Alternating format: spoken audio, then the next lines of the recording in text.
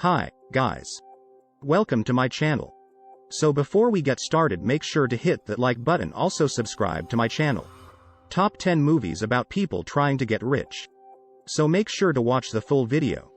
Hollywood has always styled itself as the dream factory, and there's no dream more potent and fundamental than the sudden attainment of wealth, of possessions, of happiness. From the humble street thief who stumbles on a cave of riches to the girl at the supermarket checkout who becomes an overnight singing sensation, rags to riches tales have been a part of storytelling tradition since the very beginning. Indeed, many of the stories we learn as children, Cinderella, Beauty and the Beast, Oliver Twist, even Harry Potter, trace the same trajectory. Film is the perfect medium for a rags to riches story. Those glittering gowns and grand ballrooms really spring to life in glorious technicolor. The result is a very pure form of escapism, offering a transcendent vision of a better existence. From the wildly fantastical, poor man sells his soul for unlimited wealth, L.A. hooker romances dashing tycoon, to the marginally more believable, Wall Street trader rigs the stock market for personal gain, buck-toothed Zanzibari outsider invents operatic rock. 1. Voodoo saved from drowning, 1932. What if you're comfortable in your rags, and don't much care about the riches? Jean Renoir's sly satire follows irascible, hedge-bearded drifter Voodoo, Michel Simon, who tries to commit suicide by throwing himself into the Seine only to be rescued and adopted by comfortable middle-class bookseller Lestangouis, Charles Granville. Helping himself to Lestangouis's wine, his hospitality and ultimately both his wife and his mistress, Voodoo is an unstoppable force. A modern satyr who challenges bourgeois convention at every turn and ends up accidentally winning a fortune on the lottery. 2. The Bride Wore Red, 1937. As the only female director working inside the studio system in the 1930s, and as a gay woman in straight Hollywood, Dorothy Arzner offered audiences a unique perspective.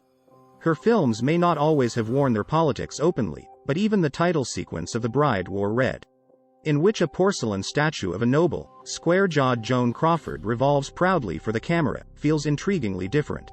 Cold but beautiful, brittle but defiant, the figurine perfectly reflects Crawford's character Annie Pavlovich, a Russian immigrant singing for tips in an Italian bar when she's hired by a drunken aristocrat for a social experiment. 3. Caught, 1949. Like an eager puppy chasing cars, bright-eyed young model Leonora Eames, Barbara Bell Geddes, sets out to trap a millionaire, only to discover that she has no idea what to do with him once she's got him. Even for the great Max Ophuls, Caught is a savage piece of work, trapping its characters in a dark web of jealousy, betrayal and bitterness. Rosy-cheeked Midwestern girl Leonora falls for Robert Ryan's brash industrialist Ulrich, only to realize he's a sadistic, thoughtless bully incapable of happiness. Can James Mason's gruff, down-to-earth backstreet doctor save her from this gilded cage? A film so unrelentingly cruel that it somehow manages, spoiler alert, to weave a happy ending out of the heroine's near-fatal miscarriage. Caught is every bit as dismissive of American exceptionalism as its precursor, Citizen Kane. 4. A Face in the Crowd, 1957. Unruly mobs pop up a lot in the films of Elia Kazan, from the unionized dockers of On the Waterfront, 1954, to the small-town thugs who terrorize Montgomery Clift in Wild River, 1960. It's been suggested that they're intended to represent the leftists and former colleagues who excoriated Kazan after he named names in the HUAC witch hunts. But then how to explain A Face in the Crowd, in which the fervor whipped up by drifter-turned-political kingmaker Larry "Lonesome" Rhodes is of an explicitly conservative bent? To be fair, no one in Kazan's film comes out smelling of roses.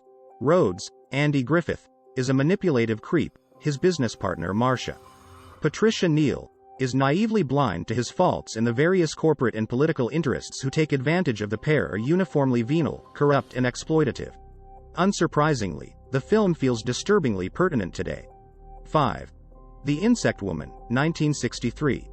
She may not attain the dizzy heights of wealth enjoyed by some of the other folks on this list, but the heroine of Shohei Imamura's bruising tale of Japanese womanhood has a lot further to climb. Born in grinding rural poverty to a feckless, abusive family, Tome Sachiko Hidari slowly, painstakingly drags herself out of the mire. Working as a union organizer during the Second World War, then as a housemaid, a prostitute and finally as a madam. where she earns enough to buy herself a decent flat and employ a stable of equally grasping girls. With an original title that literally translates as Entomological Chronicles of Japan, and an opening credits sequence depicting an insect laboriously struggling over mounds of earth, Imamura's film is clinical in its depiction of life's cyclical unfairness and inescapable brutality. 6. The Jerk, 1979. I was born a poor black child. The first film to take full advantage of Steve Martin's frantic, absurdist stand-up persona, The Jerk sends up the rags to riches template in fine style. As hapless doofus Naveen Johnson invents a revolutionary new spectacle attachment and achieves his lifelong dream of owning a house with 3 swimming pools. 7. Coal Miner's Daughter, 1980. Sparked by the popularity of the onstage jukebox musical, rags to riches rock biopics have enjoyed a major renaissance in the 21st century. From Ray, 2004, and Walk the Line, 2005, to Bohemian Rhapsody, 2018, and Rocketman, 2019, not to mention loving pastiche Walk Hard, 2007. Fictional remake A Star is Born, 2018, and an upcoming film about, seriously, Vanilla Ice. It feels like every wannabe whoever grabbed a mic will soon have their own toe-tapping biopic.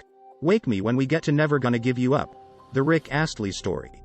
But the grandmammy of them all is this fond, loosely fictionalized portrait of country music's great survivor, Loretta Lynn, who rose from a shotgun shack in Butcher Hollow, Kentucky to become one of the Grand Ole Opry's grandest attractions. Hand-picked by Lynn herself, Sissy Spacek delivered a thunderous, full-throated performance, scoring herself a richly deserved Best Actress Oscar. 8. Trading Places, 1983. One of the smartest American films of the 1980s, Trading Places walks a razor-fine line between condemning rapacious capitalism and unashamedly worshipping money. Plot-wise the bride wore red in pinstripes, as venal financiers the Duke brothers arranged to have one of their most promising young executives, Dan Aykroyd, cast down and replaced by a mouthy street bum, Eddie Murphy, all for a $1 bet. The dialogue is consistently brilliant. Mother always said you were greedy. She meant it as a compliment, but it's the characters and the performances that make Trading Places sing. The genuine warmth between the two leads is infectious, even if their ultimate goal is to make huge amounts of cash by scamming the stock market. A brief spot of blackface remains decidedly problematic, but viewed in its correct historical context, this is a clever, cake-and-eat-it pastiche of Wall Street wealth. 9. Raise the Red Lantern, 1991. What good is vast wealth if you're not free to enjoy it? In Zhang Yimou's oppressive, stately 1920s set Chinese melodrama, a young woman from a bankrupt family is chosen as concubine by a powerful warlord, only to find herself languishing in a pampered hell of plush throw cushions and endless spiteful backstabbing. Gong Li is luminous as Song Lian, who arrives at the luxurious palace of Master Chen, Ma Jingwu, to take up the role of fourth mistress. In regular competition with mistresses 1 to 3 and otherwise left to her own devices, Song Lian gradually loses her sense of purpose and retreats into solitude. A tragedy in fine silks and gorgeous fabrics, Zhang's film is both a merciless study of courtly intrigue and a mournful portrait of domestic depression, as a vibrant girl slowly loses her will to live. 10. There Will Be Blood, 2007. Does wealth corrupt Daniel Plainview, or is he a sadistic, self-absorbed son of a bitch to begin with? Ostensibly adapting Upton Sinclair's 1920s leftist satire Oil, but only really keeping the good bits, Paul Thomas Anderson delivered an operatic sideswipe at American greed, anchored by one of the all-time great screen performances. As self-proclaimed oilman Plainview, Daniel Day-Lewis punches holes in the screen, blithely hopscotching all over the sacred line between serious drama and berserk Shatner-esque pantomime, making you feel every single bellowed syllable. We don't actually witness very much of our hero's rags to riches journey. It's largely covered by a 16-year ellipsis, during which Daniel moves from a tent in the desert to a California mansion. But we're left in no doubt that the pursuit of money has left him a broken man. What do you think of our video? Let me know in the comment section below. If you enjoyed this video, make sure to hit that like button. Also subscribe to our channel before you go.